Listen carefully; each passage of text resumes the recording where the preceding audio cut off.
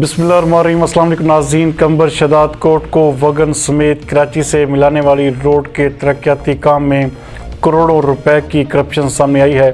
ہمارے bureau chief علی گل مغیری کے مطابق ناقص مٹیریل کے استعمال کی وجہ سے روڈ کا کام مکمل ہونے سے پہلے ہی روڈ ٹوٹنے لگا ہے۔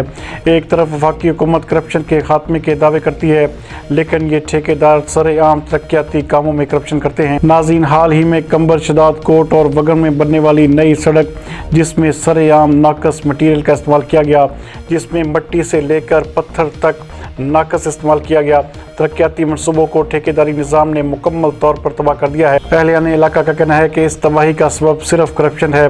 اس وقت جاری کام کو قمبر کے سیاسی سماجی رہنماؤں نے مسترد کرتے ہوئے نیب اور اینٹی کرپشن کے اعلیٰ افسران سے قمبر وگن پر نئی بننے والی روڈ کا وزٹ کرنے کا مطالبہ کرنے کے ساتھ ساتھ کرپٹ ٹھیکیدار کے خلاف قانونی کارروائی کا مطالبہ بھی کیا ہے۔